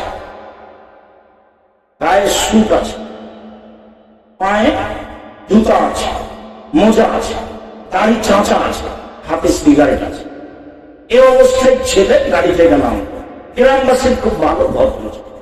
একটু পরে বৌমা গাড়ি থেকে নামলো, দেখা গেল হালকা হালকা গায়ে কাপড় আছে। একটু পরে নাতনি গাড়ি থেকে নামলো, দেখা গেল গাড়ির গায়ে কাপড় নেই। দেখা গেল গাড়ির পিছন দিকে কুকুর আছে। গাড়ির পিছন দিকে কি আছে? কুকুর আছে। বলেন টাকা লস হয়েছে না লাভ নেই? আবার পিজি হাসপাতালে গিয়ে দেখেন যারা সহযোগিতা করছে সবাই বেটি ছেলে মানুষ, মহিলা। আবার দেখেন প্রেসক্রিপশন রেখেছে ওই ওষুধ কোম্পানির, যারা তাকে টাকা দেয় ও জানে যে ভালো ওষুধ আছে, তারপরেও যারা তাকে টাকা দেয় তাদের ওই কোম্পানির ওষুধ দিকে। বলেন এখানে কি করবেন? কি করবে না? আমাকে বলছে আপনার সাহেব 3টা ছেলে একটা একটু স্কুলে দিলে হয় না। সবাই তো দেয়, খালি আমি ওই পাতা ছিঁড়ে দিই। সবাই দেয় তো সেই জন্য আমি ওই পাতা ছিঁড়ে দিই। ওই পাতা আমি রাখিনি, তারপর তাকে দেখে ছেড়ে দেবো কি বলতে চাই আমার। শুনুন, বিদ্যা কাকে বলে বাপ মা বুঝতে পারলো না, পরিস্থিতিকে বিদ্যা বুঝলো, মূলত তা বিদ্যা নয়। বিদ্যা কি জিনিস সেটা শুনতে হলে আব্দুল্লাহ যেভাবে বিস্তারিত সময়ে বিশ্ববিদ্যালয়ের সেমিনার গুলিতে বলছে সেগুলো আপনি দেখেন, তাহলে আপনি বুঝতে পারবেন বিদ্যা কি। বিদ্যা মূলত কাকে বলে এইটা আপনি স্পষ্ট বুঝতে পারবেন। সম্মানিত দিনী ভাই বোন, শিষ্টাচার হচ্ছে কেউ 5 পেয়ে দাম দেয়, নখ বড় আছে তো। আর আমি কি বলতে পারি? আমি বলে গেলাম ও হলো সৎ মা, এ পর্যন্ত বললাম। তারপরে যেটা আল্লাহ রাসূল বললেন, নবীগণের স্বভাব বৈশিষ্ট্য না চলে বেতে বগলের নাম উঠিয়ে ফেলা, মহিলা হোক পুরুষ হোক রেখ দিয়ে কাটা যাবে না, উঠেই ফেলতে হবে। এটা হলো নবীগণের শিষ্টাচার বৈশিষ্ট্য, খাসলত, অভ্যাস।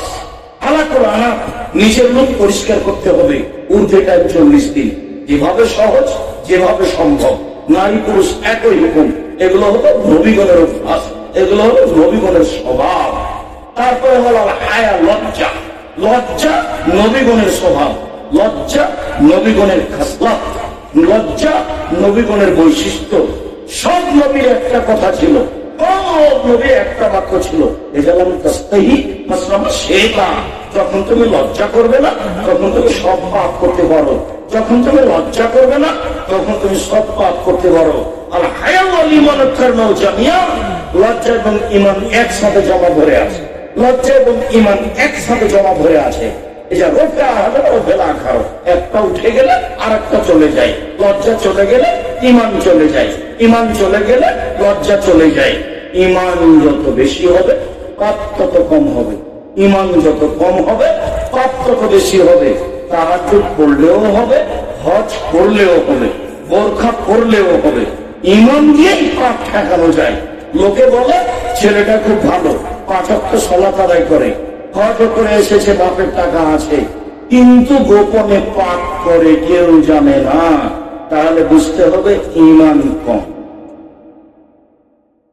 মেয়েটা বোরখা পরে আছে, তাহাজ্জুদ করে, স্বামী যখন থাকে না বাড়িতে তখন প্রেমের গল্প করে, বুঝতে হবে ঈমান কম। 5 ওয়াক্ত সালাত আদায় করে ঠিকই, হজ করেছে ঠিকই, পর্দা করে ঠিকই, বোরখা পরে ঠিকই, কিন্তু ঈমান কম থাকার কারণে পাপও চলমান। ইবাদতও আছে, পাপও আছে। ঈমান দিয়ে পাপ ঠেকানো যায়। ঈমান যত কম পাপ তত বেশি, ঈমান যত বেশি পাপ তত কম। চলেন আবার ওখানে ফিরে যাই। সম্মানিত দিনী ভাই এবং 7 শ্রেণীর মানুষ বিশেষ ছায়াতলে থাকবে। রাসূল সাল্লাল্লাহু আলাইহি ওয়াসাল্লাম বলেন 7 শ্রেণীর মানুষ বিশেষ ছায়াতলে থাকবে। 1, ইমামুন আদিল, ন্যায়পরায়ণ নেতা, যে সে বিচারের মাঠে বিশেষ ছায়াতলে থাকবে। বিচারের মাঠে সূর্য মানুষের মাথার উপরে 1 মাইল উপরে থাকবে, অর্থাৎ কথাটা মিথ্যে, 1 মাইল উপরে থাকবে। তখন মানুষের শরীরে ঘাম বের হবে, কারো ঘাম হবে টাকনো পর্যন্ত, কারো ঘাম হবে হাঁটু পর্যন্ত, কারো ঘাম হবে কোমর পর্যন্ত, কারো ঘাম হবে নাক পর্যন্ত। আর 1 শ্রেণীর মানুষ বিশেষ ছায়াতলে থাকবে, তাদের গাও ঘামবে না, তারা ভালো থাকবে। 1, ন্যায়পরায়ণ নেতা। 2, শাবাবুন নাশা ফি ইবাদাতিল্লাহ, বাল্য জীবন থেকে ইবাদতে অভ্যাসী যারা 7 বছরে সালাত শুরু করেছে, নামাজ শুরু করে 10 বছরে রোজা শুরু করেছে, ছাড়েনি জীবন এভাবে পার হয়ে গেছে, এরা থাকবে বিশেষ ছায়া তলে। রাজুলুন কালবু বিল মসজিদ ইজা খারাজা মিন হাত্তা ইয়াউদা ইলাইহি, ওই লোক বিশেষ ছায়া তলে থাকবে যে লোক মসজিদে সালাত আদায় করে, মসজিদ থেকে বের হয়ে বাড়ি যায়, আবার ব্যস্ত থাকে কখন মসজিদে যাবে, আবার ব্যস্ত থাকে কখন মসজিদে যাবে, এই থাকবে বিশেষ ছায়া তলে। তারপরে বললেন রাজুলুন ইজতামা লিল্লাহি ওয়া তাফাররাকা আলাইহি, দুইজন মানুষ আল্লাহর জন্য ভালোবাসা রেখেছে, আল্লাহর জন্য বন্ধুত্ব কেটে দিয়েছে, যখন দেখেছে ওর ভিতরে পাপ আছে তখন বন্ধুত্ব কেটে দিয়েছে, এই থাকবে জান্নাতে বিশেষ ছায়া তলে। তারপরে এবার তার জমাতুল হক আলোচনার সাথে সম্পৃক্ত কথা, রাজুলুন যাকারাল্লাহ খালিয়ান ফাবাতাবানাহু, নির্জনে আল্লাহকে ডাকলো, দুই চোখের পানি ঝরঝর ঝরঝর করে ঝরলো, এই লোক থাকবে বিচার মাঠে বিশেষ ছায়া তলে, আল্লাহর ভয়ে কাঁদে যে। ছেলে অল্প সময় 7 শ্রেণীর মানুষ বিশেষ ছায়া তলে থাকবে, তার 1 শ্রেণীর মানুষ নির্জনে রাতে উঠে 2 রাকাত সালাত আদায় করে কান্নাকাটি করে আল্লাহকে বলে, আমি বড় অপরাধী, আমি বড় গুনাহগার, তুমি বড় দয়াবান, তুমি বড় ক্ষমাবান, তুমি আমার প্রতি একটু দয়া করো, আমাকে ক্ষমা করো। এভাবে বলতে বলতে বলতে বলতে ঝরঝর করে চোখের পানি আসে, এমন ব্যক্তি থাকে বিশেষ ছায়া তলে।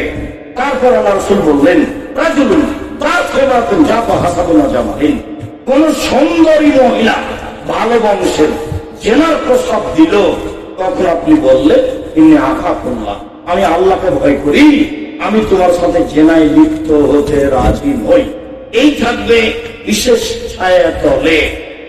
আপনি যদি জেনা বন্ধ করতে পারেন আজ থেকে, তাহলে পৃথিবীর যে কোনো বিপদ থেকে বেঁচে যাবেন, যে কোনো বিপদ। এই জেনা চলমান আছে। আর বোকা ছেলে, তুমি ওই মেয়েটার সাথে কথা বলো, তুমি জানো তোমার সাথে যেমন ভাবে নোংরা কথা বলে মোবাইলে, এরকম তার আরো শত বন্ধু। আর ওই বোকা মহিলাটার জানা দরকার যে তুমি যে একজনের সাথে এইভাবে কথা বলো, তোমার মনে রাখা দরকার যে ওই ছেলের আরো মহিলা আছে, যার একবার স্বভাব খারাপ হয়ে গেছে, তার স্বভাব ধরে রাখতে পারবে না, কঠিন। এর নাম আদত, এর নাম অভ্যাস। মানুষে বলে মানুষ অভ্যাসের দাস, মানুষে বলে মানুষ অভ্যাসের দাস। 1 মিনিট দেখাবো, দেখেন আব্দুর রহিম মিশরে পড়াশোনা করত, তো জামিয়া সালাতের পক্ষ থেকে ফিলিস্তিনিদের সাহায্য দিত, তো যারা মিশরে এসে অবস্থান করছে ওদেরকে দিত। তো আমি যখন গত বছর হজ করে গেলাম মিশরে, তখন আমাকে বললো, আব্বু আমি 400-500 ফিলিস্তিনিকে দাওয়াত দিয়েছি সাহায্য করবো বলে, আপনিও চলেন। ঠিক আছে চল। ওরা আরবি মানুষ, আরবি ভাষা ওদের অরিজিনাল আরবি হচ্ছে ওরা। সব নবীর বসবাস ফিলিস্তিনে, গাজায়, সব নবী, সেটা হলো আসল জায়গা, তারা আরবি ভাষা। এবার আমি যখন ওই সাহায্যের পাত্রগুলো এভাবে দিচ্ছি, সবাই বাম হাতে, সবাই বাম হাতে, আমি বক্তব্য বন্ধ করব, দেওয়া বন্ধ করব, দিয়ে হাদিস শোনালাম ডান হাত। আল্লাহ রাসূল বলেছেন ডান হাতে নিতে হবে, ডান হাতে দিতে হবে। ডান হাত ভালো কাজের জন্য, আর বাম হাত পেশাব পায়খানার জন্য, খারাপের জন্য। আমি যখন আরবিগুলো বললাম, তখন আমার মনে হলো যে আমার চেয়ে তারা বেশি বুঝলো, ভালো বুঝলো। কেন? তারা আরবি মানুষ, কথা বুঝতে পারেননি, তারা আরবি মানুষ, তারা আমার চেয়ে ভালো বুঝলো বলে মনে হলো। এবার যখন আমি আবার যাওয়া শুরু করলাম, বাম হাতেই নিই। বলেন তো কেন? চলমান সে আসলে আরবি জানে, সব অন্যায় আরব দেশে প্রকাশ পাবে। সৌদি আরব, কুয়েত, কাতার, বাহারাইন, একবারে খোলা মাঠে জেনা হবে। এটা ফাঁসলা তাফাসলা হিমারে, গাধা যেমন গাভীর সাথে মিলে লজ্জা বুঝে না, ষাঁড় যেমন গাভীর সাথে মিলে লজ্জা জানে না, মানুষ তেমন খোলা মাথায় জেলা করবে, লজ্জা বুঝবে না। এগুলো সব দেশে তো হবেই, অনেক ভূখণ্ডে বেশি, যেগুলো আলমামিরা যাদের ভাষা, মানুষ সব ঘাসের দাস। আপনি ভুলেও তার নাম নেবেন না, তার নামটা এমন ভাবে ভুলে যাবেন। আমি আপনাকে বলেছি মানুষের উপরে 3টে বিপদ নেমে আসে 3টে পাপের কারণে। মানুষের উপরে 3টে বিপদ নেমে আসে 3টে পাপের কারণে। 1, ভূমিকম্প হবে। 2, মানুষের আকার আকৃতি পরিবর্তন হবে।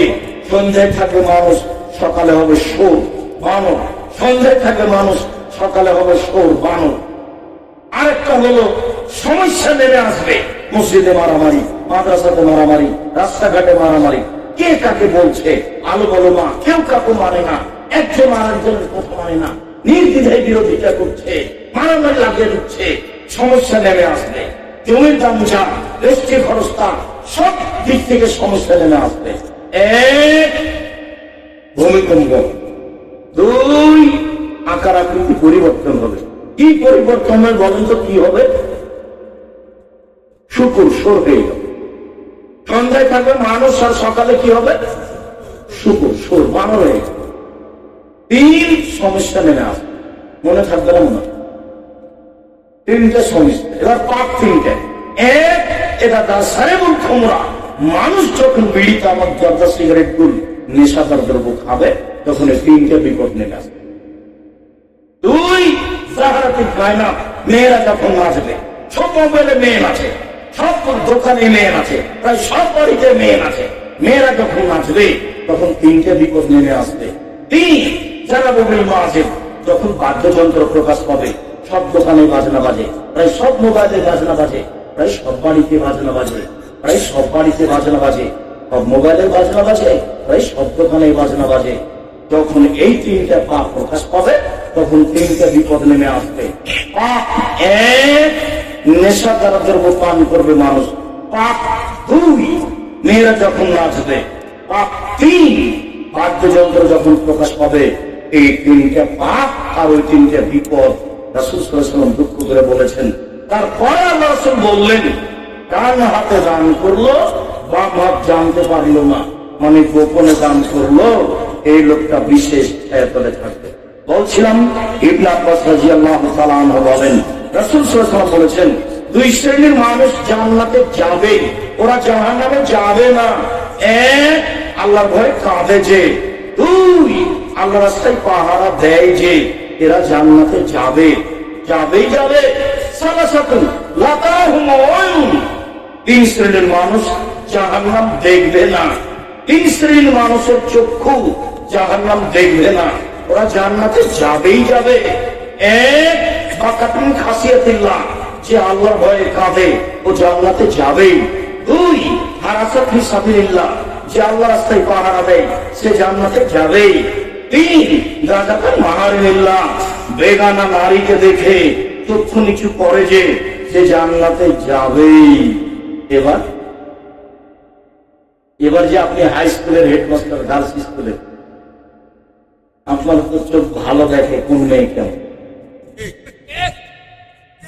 আপনি ভালো করে বলতে পারবেন, বিবরণ দিতে বলতে। আল্লাহ রাসূলের কথাটা কি? এবার তোমার মোবাইলে কি হবে? তুমি যে তোমার মোবাইলের ল্যাংটা মেয়েকে দেখে চক্ষু ঠান্ডা করছো, কলিজা ঠান্ডা করছো, জানটা সহজ করছো, তো জান্নাতের মহিলা কি এত সহজ? আল্লাহ তাআলা জান্নাতের মহিলাদের ব্যাপারে চ্যালেঞ্জ করে বলেছেন, জান্নাতের মহিলাদেরকে কোনদিন জিন স্পর্শ করেনি, মানুষ কোনদিন স্পর্শ করেনি। ওরা এত সুন্দরী, ওরা এত সুন্দরী, ওদেরকে দেখে মনে হবে ঝিনুকের মধ্যে লুকানো মুক্তা। ওদের মাথার চুল হবে লম্বা লম্বা, কোঁকড়া কোঁকড়া, কুচকুচে কালো। ওদের চক্ষু হবে টানা টানা, লম্বা লম্বা, গাগর গাগর। 15-16 বছর মেয়েরা যেমন, জান্নাতের মেয়েরা এরকম ভিন্ন ধরনের নারী। এদেরকে আপনি ভোগ করতে চান? রং মাখানো পতিতালয়ের মেয়েকে মোবাইলে দেখে জান্নাত কত সহজ? জাহান্নাম ঘেরা আছে মনের ইচ্ছা দিয়ে, জান্নাত বিল মাকারে, জান্নাত ঘেরা আছে নিয়ম নীতি দিয়ে, শক্ত নিয়ম নীতির ফলাফল জান্নাত, স্বাভাবিকভাবে চলার ফলাফল জাহান্নাম। ইচ্ছা মতো চলার নাম জাহান্নাম, নবীর নীতিতে চলার নাম জান্নাত। সম্মানিত দিনী ভাই বোন, রাসূল সাল্লাল্লাহু আলাইহি সাল্লাম বললেন, 3 শ্রেণীর মানুষ জান্নাতে যাবেই। তার এক শ্রেণীর মানুষ বেগানা নারীকে দেখে চক্ষু নিচু করে। যে আল্লাহ রাসূলকে জিজ্ঞাসা করা, আল্লাহ নবী, হঠাৎ যদি কোন নারীর উপরে চোখ পড়ে যায় তাহলে কি করব? আল্লাহ রাসূল, হঠাৎ যদি কোন নারীর উপরে চোখ পড়ে যায় তাহলে কি করব? তখন উনি বলছেন, আমার আনি। আল্লাহ রাসূল বললেন, আমি আশ্রে বাসারি, আমি চোখটা ফিরিয়ে দিই। তো যদি আপনি টিভিতে খবর শোনেন তাহলে আপনাকে এভাবে বসে থাকে, ওই মেয়েটার উপরে চোখ রেখে কেমনে খবর শুনবেন? এখন আমরা তো খবর শুনি না, বাড়িতে টিভিও নাই, তাহলে ওই পাতা আমাদের কাছে। আর আমি তো মোবাইল ছোটটাই চালাতে পারি না, শুধু আপনি রিং করলে আমি অন করতে পারি, আমি নিজে আপনার নামটা ধরে রাখতে পারি। আপনি বললেন আব্দুল ইসলাম নাম্বারটা আমার সেভ রাখতে, তা আমি যে সেভ করতে পারি না, কাজে আপনারটা আমি কিছু করতে পারি। সম্মানিত দিনী ভাই, রাসূলের কথা, রাসূলের কথা, মানুষের কথা, আপনাকে এই পথে ফিরে আসতে, এই পথে। কোবড়া বাড়ি, কোবড়া শহর খুব সুন্দর সাজানো, মেয়ে দিয়ে খেলা। আর আপনার স্ত্রী নির্দ্বিধায় বাজারে যায়, ভ্যানিটি ব্যাগ হাতে করে। কা পুরুষ? এই মৃত পুরুষ। লজ্জা হয় না আপনার? হায়া হয় না আপনার? কিসের পুরুষ? আমাদের স্ত্রী যদি ওই ভ্যানে উঠে, রিক্সায় উঠে, ওর যদি একটু যদি গায়ের সাথে একটু লেগে যায় তাহলে অজ্ঞান হয়ে যাবে। তাই হয়। আর আপনার স্ত্রী সারাদিন রাত কাটায় বাজারে গিয়ে, আপনার লজ্জা হয় না? বাজার যাবে কেন? কা পুরুষ? আপনি মারা গেছেন, আপনার স্ত্রী বাজারে যাবে কেন? আপনার ছেলে মারা গেছে, কা পুরুষ? বাজারে যাবে কেন আপনার স্ত্রী? আপনার মেয়ে কেন যাবে? তার ভাই নাই, তার বাপ নাই, তার আত্মীয় স্বজন নাই, তার দাদা নাই, তার নানা নাই, ও দুনিয়াতে হঠাৎ করে লাভ দিয়ে পড়ে গেছে, কেন যাবে? কেন যাবে? ফেজিলামি করেন ধর্মের সাথে? কত সহজ। জন্ম দিয়েছে, বিদ্যা শিখিয়ে দিয়েছে, শিষ্টাচার শিখিয়ে দিয়েছে। শিষ্টাচার কি জিনিস? শিষ্টাচার কি জিনিস? অতিজনের মেয়ের মতো করে সাজগোজ করে, ঠোঁটে আস্কার দিয়ে, এইভাবে চক্ষু সাজিয়ে, এইভাবে ভুরুবেন তুলে, ভ্যানিটিদের হাতে করে গোলার বাজারে ঘুরে, আর আপনি লজ্জা করেন না? হজ করে ফেজিলামি করেন ধর্মের সামনে? আপনি সৎবাপ, আপনি সৎবাপ, আপনি ঘৃণিত বাপ, আপনাকে আমি ঘৃণা করি। রাখেন এসব তাহাজ্জুদ। 3 শ্রেণীর মানুষ জান্নাতে যাবে না। 1, নিয়মিত নেশাদার দ্রব্য পান করে। যে 2, নিশায় পুরুষের বেশধারী নারী, যারা পুরুষের জুতা সেলেন করে, যারা পুরুষের শার্ট প্যান্ট পরে, যারা পুরুষের পোশাক পরে, যারা গেঞ্জি গায়ে দিয়ে চলে, যারা স্কিন পায়জামা পরে, যারা শার্ট গায়ে দেয়, তারা জান্নাতে যাবে না। ওইসব মহিলা তাহাজ্জুদ করলেও হবে না, হজ করলেও হবে না। আর একজন আপনি দায়ী, যে তার বাড়িতে বেহাইয়ের সুযোগ দিয়েছে, সে হলো দায়ী। সত্য হতে শিখেন। এই মুহাম্মদ সাল্লাল্লাহু আলাইহি ওয়াসাল্লাম সবচেয়ে ভদ্র, সবচেয়ে নয়, স্ত্রীকে মারতে নিষেধ করলেন। বললেন, পৃথিবীর মানুষ স্ত্রীর সাথে ভালো আচরণ করো, মারবা না। সেই নবী বলছেন যে লাঠি দিয়ে বউ ঠিক করো। 5 বার একই কথা বলেছেন, 5 বার বলেছেন লাঠিটা ঝুলিয়ে রাখ। আমার কথা নয়।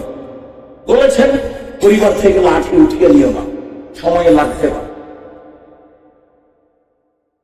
আমি তো এগুলো বলিনি, এগুলো মোহাম্মদ সাল্লাল্লাহু আলাইহি ওয়াসাল্লাম চলে। রাসূল সাল্লাল্লাহু আলাইহি ওয়াসাল্লাম বললেন, 4টা কাজ আল্লাহর কাছে সবচেয়ে প্রিয়। শেষে চলে এসেছে। রাসূল সাল্লাল্লাহু আলাইহি ওয়াসাল্লাম বলছেন 4টা কাজ আল্লাহর কাছে সবচেয়ে প্রিয়। 4টা।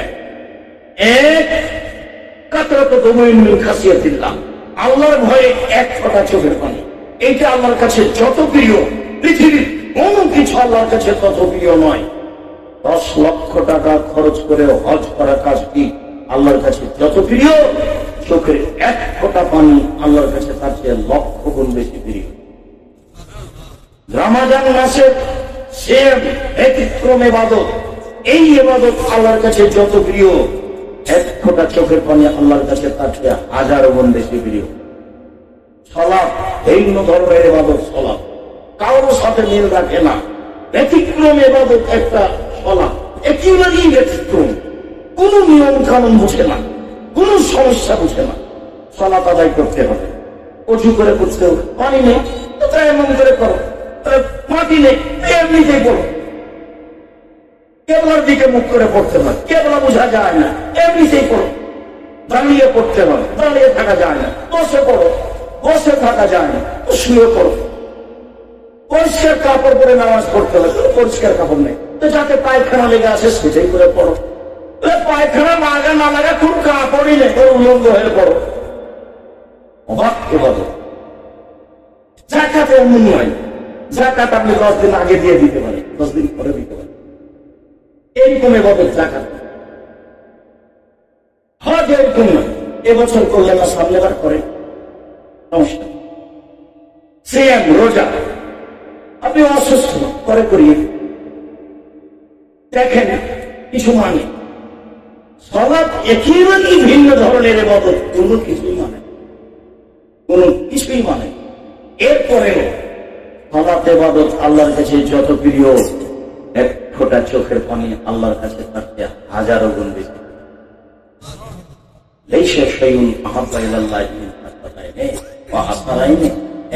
একটা চোখের পানি, 2 আল্লাহর রাস্তায় এক ফোঁটা গায়ের রক্ত, ফিসাবিল্লাহ জিহাদ, এক ফোঁটা গায়ের রক্ত।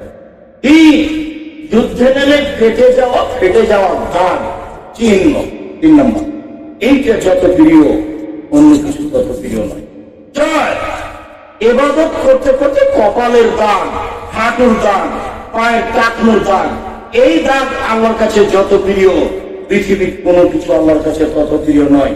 4টে সিরিয়াল আসছে দেখেন। এক ফোঁটা চোখের পানি, এটা সহজ। 2 এক ফোঁটা রক্ত, এটা কঠিন। 3 যুদ্ধে ফেটে যাওয়া দাগ, এটা কঠিন।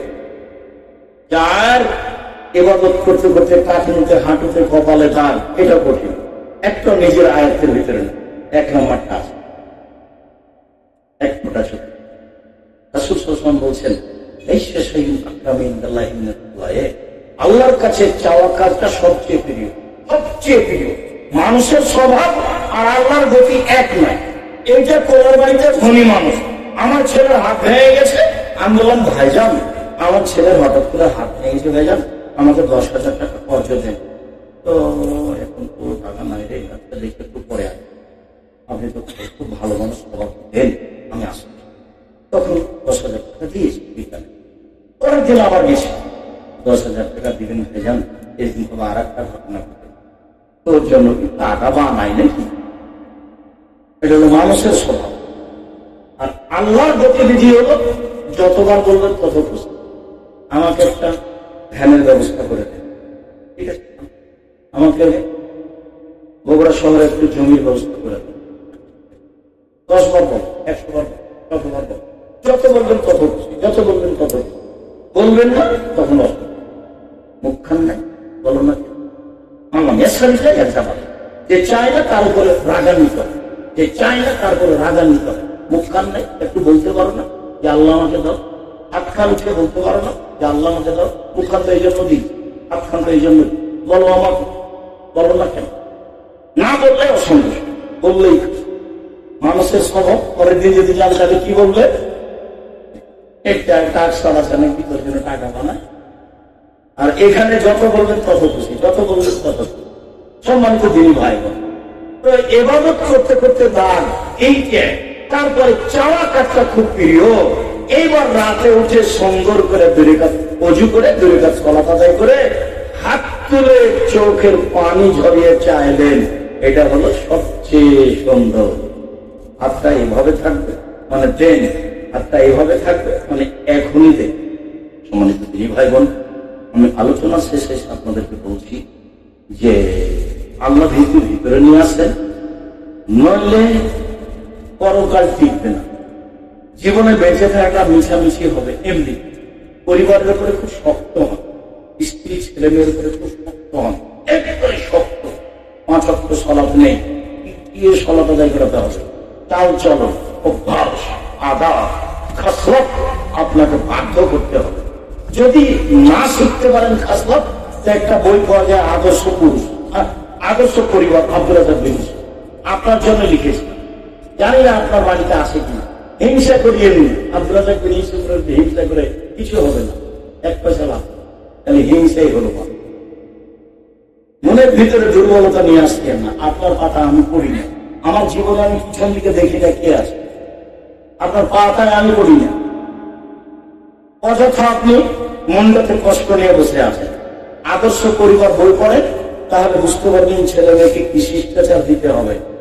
আর কেবল লাভবান বই পড়েন, তাহলে কিভাবে কান্নাকাটি করবেন সেটা আছে। আর নামাজের উপরে বই পড়েন কিভাবে কান্নাকাটি করবেন, দুয়ার উপরে বই পড়েন কিভাবে কান্নাকাটি করবেন। আর আব্দুল্লাহর বক্তব্য আমি নিজেও শুনি, তার বক্তব্য আমি নিজেও, তার বই আমি নিজেও পড়ি। তার যে সারা দেশ ব্যাপী মক্তব চালু করার পরিকল্পনা, সেই পরিকল্পনা আপনিও গ্রহণ করেন। আব্দুল্লাহর ফিলিস্তিনি একদম ভিন্ন ধরনের বই দেখেন, এটা সংগ্রহ করেন। আর আমি তো আর তেমন কিছু করতে পারি না। সেদিন এটা সদাচরণ বই বের করেছিলাম ভালো আচরণের উপরে। সকল দিন ভাই বোনকে বইগুলি সংগ্রহ করার অনুরোধ জানিয়ে, বিশেষভাবে আল ইতেসাম পত্রিকা সম্পাদকীয় আব্দুল্লাহ লেখে, আল ইতেসাম পত্রিকার সম্পাদকীয় আব্দুল্লাহ লেখে 50টা প্রশ্নের উত্তর আছে।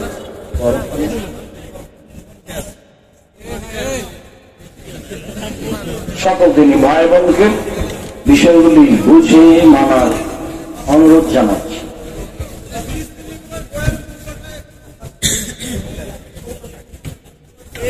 ও ফিলিস্তিনি বইয়ের মূল্য 170 টাকা না? আচ্ছা,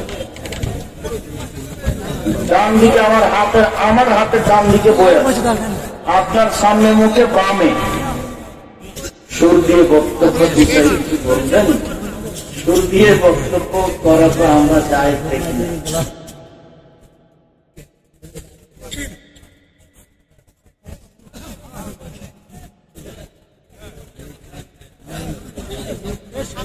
মুহাম্মদ সাল্লাল্লাহু আলাইহি ওয়াসাল্লামের আগে কবরের মধ্যে 3টি প্রশ্ন করা হতো। কি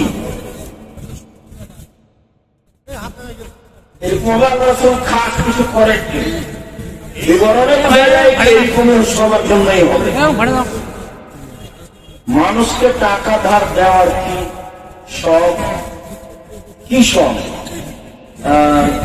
দান করলে 1 টাকায় 10 নেই, আর কর্জ দিলে 1 টাকায় 18 নেই। কর্জে বেশি নেই কি দামের চেয়ে, যার কারণে মানুষ কর্জ দেয়। কর্জ দিলে পাওয়া যায় না, এই জন্য লেখি দিচ্ছে। কর্জ দিলে পাওয়া যায় না ঠিক মতো, এই জন্য লেখি দিচ্ছে। বগুড়াতে আপনার আর কোন মাহফিল আছে কি তা তো আমি বলতে পারছি না। আর দাওয়াই আল্লাহর লোক যারা তারা প্রোগ্রাম ঠিক করে তারাই জানে। আর আপনাদের এই প্রোগ্রামটা আমি হঠাৎ করে নিয়েছিলাম 2 দিন আগে, তারপরে এত মানুষ বুঝলাম না, তো মনে করছি যে মাইকিং করেছে 10-12 জন হবে, অর্ডার দিয়েছি তাই এসেছিলাম। তো আপনারা মহিলা পুরুষ অনেক এসেছেন, আপনাদের ভালোবাসাকে স্বাগতম জানাই। বারাকাল্লাহ, আল্লাহ আপনাদের এর জন্য উত্তম প্রতিদান দান করুন। আপনি কবে দেশের বাহিরে যাবেন এখনো বুঝতে পারছি না, কবে বিপদে পড়লে কোন সূরা দিয়ে সালাত আদায় করতে হবে। সূরা খাস নেই, বিপদের জন্য নাচ পালাত করতে হবে, আর 2 রাকাত সালাত আদায় করে হাত তুলে দোয়া করতে হবে। বগলের লোম অন্য বা যে কোনো উপায়ে পরিষ্কার করা হবে কি না, রাসূলের সুন্নাত উঠিয়েই ফেলতে হবে, তুলেই ফেলতে হবে। নারী পুরুষ একই হুকুম। আগে থেকে তো এটাই আসলে কিছু করলাম কি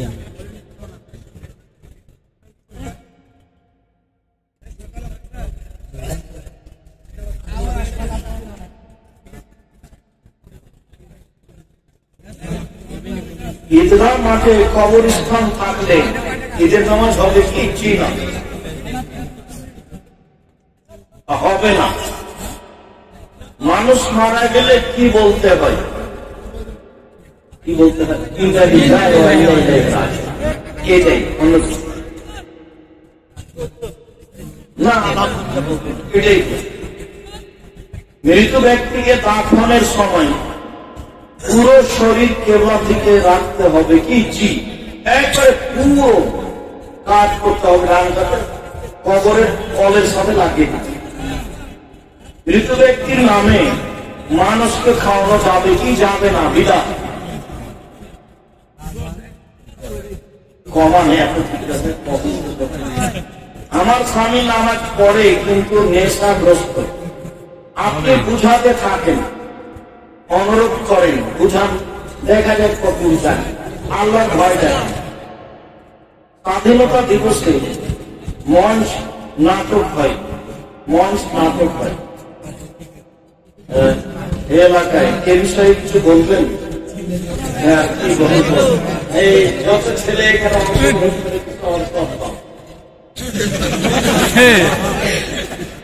ভাইজান, আপনি মনে কিছু নিয়েন না, আপনি প্রকৃত ভাবে আমি জানি, কিন্তু আপনি দায়িত্ব পালন করেননি, সেই জন্য আমি এই কষ্টটা আপনার সামনে পেশ করে গেলাম।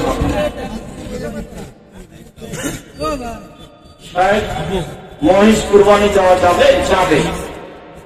মহিষ গরু একই, 7 ভাগ নেই, এক ভাগ যে মাঝার টাকা করবেন, বাস বেশি টাকা কম টাকা গরু, তার চেয়ে কম খাসি, তার চেয়ে কম ছাগি, তার চেয়ে কম ভেড়াবে। জনাব, আমাদের গ্রামের কিছু লোক আমাদেরকে নিয়ে এক আপনার বক্তব্যের কিছু অংশ নিয়ে এমন ভাবে লেগে পড়ে যা অশোভনীয়, যা অশোভনীয়। এমত অবস্থায় করণীয় কি? ধৈর্য ধারণ কর, জাতিকে ফাঁকি দিন। আজকে সেই কথাগুলি বললাম, 50 বছর সময় দিলাম তোমার হয়ে উঠুক, সামনে 50 বছর, আর অতীতে একদিনও নেই। ও তো নয়, পাপও করবে না, তো ব্যবসায়ী। কি বলো তুমি? তুমি ধৈর্যের পরিচয় দিয়ে নিরাশা হও না। জাতির যদি রাস্তাঘাট করে দিতে না পারি, জাতির যদি স্কুল কলেজ করে দিতে না পারি, জাতি কিন্তু সঠিক ধর্ম দিতে পারবো ইনশাআল্লাহ। ধর্মের ব্যাপারে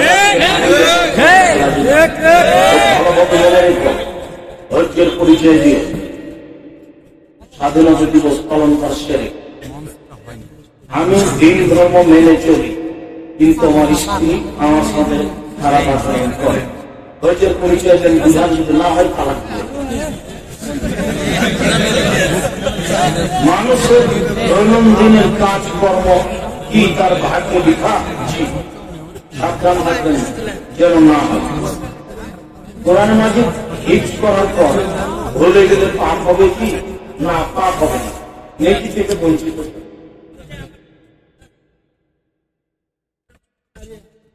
ভুলবশত বিনা ওযুতে নামাজ পড়লে এর বিধান কি? আবার পড়তে হবে ওযু। আমি খেয়াল করেছি যে আপনি প্রায় সব মাহফিলে এক আলোচনা ভালোই করেছে, তুমি ভালোই খেয়াল করেছো। আজকে ছিল আল্লাহ ভীতি, এর আগে কবে করেছি প্রমাণ করবো? ধন্যবাদ। সাইকেল করার জায়গা পাওয়া না, ধোকাবাজ ধোকাবাজি করে মানুষকে ভালো থাকো, মানুষকে ভুল পথে উৎসাহিত করো। তুমি কেন, তোমার হুজুর কেন, তোমার জাতিকে চ্যালেঞ্জ করো? তুমি তো বহু দূরে। ছেলেদের মাথার চুল বড় রাখা যাবে কি? একদম না। বড় রাখা বলতে সোমনাথ আর আমাদের নদী পর্যন্ত যাও, ছোট রাখবে সেটা যাবে, বড় ভাব এই পর্যন্ত যেগুলো নিচে নেমে গেছে সেগুলো তো আপনার আমাদের নাস্তা, এটা আসলে রাস্তা। একটা কথা যে অনেক সময় এক বিষয়ের উপরে কোন গুরুত্বপূর্ণ কথা চলে আসে, তখন জাতির উপকারার্থে সেটাই বলা। বর্তমান সময়ে অনেক ধর্মীয় প্রতিষ্ঠানের নামে ব্যবসা শুরু করেছে, তার কতটুকু অনেকটা ব্যবসায় মনে হয়, ফলাফলে দেখা যায় সেটা ব্যবসা। একজন মানুষ জীবিত থাকা অবস্থায় মানুষদেরকে দাওয়াত করে খাওয়ানোর ইচ্ছা পোষণ করে, কিন্তু তিনি খাওয়ানোর পূর্বেই মৃত্যুবরণ করে, খাওয়াতে হবে না, আগেও এভাবে খাওয়াতে হবে না। বন্ধুত্ব বজায়ের জন্য খাওয়াতে হবে, হাতিয়ে দিতে হবে বন্ধুত্ব বজায়, নেকিকেও অসহায় পুরুষ নারীকে দিতে হবে খাওয়াতে হবে। আসসালামু আলাইকুম। আমি জেনারেল লাইনে পড়া একজন ছাত্র। আমাদের বাড়িতে বই আছে এবং বাহিরে অনেক ছবি থাকে, উপরে মরার কাগজ লাগিয়ে রাখে, খোলা অবস্থায় বই ঘরে রাখা যায়। বিয়ে করতে গেলে সরকারি চাকরি লাগে, সরকারি চাকরি সবাইকে লাগে না, শুধু ভালো মেয়ে পাওয়া যায় চাকরি। আল্লাহ রাসূল বলেছেন কম উপার্জনে বরকত বেশি। টাকা পয়সা নেই, বিবাহ করেন, আল্লাহ বরকত দিয়ে বিবাহ তো দিচ্ছে না, দিতে ধৈর্য ধরে। মসজিদের সভাপতি নামাজ পড়ে না, একে রাখা যাবে কি? যাবে না। নামাজ না পড়ে মসজিদের সভাপতি থাকতে পারে? নামাজ না পড়ে সভাপতি থাকতে পারবে না মসজিদে। নামাজের তেলাওয়াত অশুদ্ধ হলে নামাজ হবে কি? হবে হবে। যারা খুব কষ্ট করে করছে তারা ডবল নেগি পাবে। এই বিষয়ে আব্দুর রহিমের একটা বক্তব্য দেখতে পারেন। আব্দুর রহিম আব্দুল রাজ্জাক, অনেকের কবরে খেজুরের ডাল পুঁতে রাখে, বিধান আল্লাহ রাসূল করেছেন ভিন্ন কাম। আমার নামাজের ভিতরে খালি সন্দেহ কাজ করে, মনে হয় তিনটে এখন শয়তান থেকে বেঁচে থাকুন, শক্ত সিদ্ধান্ত একটা করে। আবার যদি শয়তান বিরক্ত করে তাহলে বলবেন যে ভুল হচ্ছে, আমি ভুলটাই করি, ভুলটাই করি, তাহলেও নরম হবে, থাকতে শয়তান নরম হবে। অত্র এলাকায় কিছু মসজিদে 5 ওয়াক্ত ফরজ সালাতের পর সম্মিলিত মোনাজাত হয়। খুব ভুল বলছে, এটা হওয়ার কথা। অনেক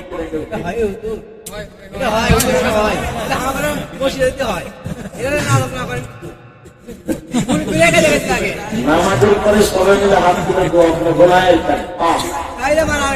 হাত তুলে দোয়া করা ব্যক্তিগত ব্যাপার, যখন ইচ্ছা করবে। জামাতের পরে হাত তুলে দোয়া করা বিধান। ফজরের নামাজ শেষে সকলে সম্মিলিত সূরা হাসর পড়া বিধান। পাপের কাজ ইখলাস পালাক নাম করবেন। আমার ঈমান ধরে রাখতে অনেক কষ্ট হচ্ছে, নিজের অজান্তে আমি জেনাতে লিপ্ত হই। আল্লাহ তোমাকে রক্ষা করুন। আল্লাহ, তুমিও রাতে সময় কাটাই করে কান্নাকাটি করে আশ্রয় নেই, দেখো তোমাকে আল্লাহ কতটুকু সাহায্য করে। দাদার আগে বাবা মারা গেছে, নাতিরা দাদার নানার সম্পত্তি পাবে না, এটাই ঠিক, পাবে না, এটাই ঠিক।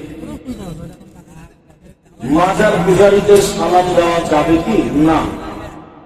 ইসলামে মারেফত বলে কোন জিনিস আছে কি? নেই।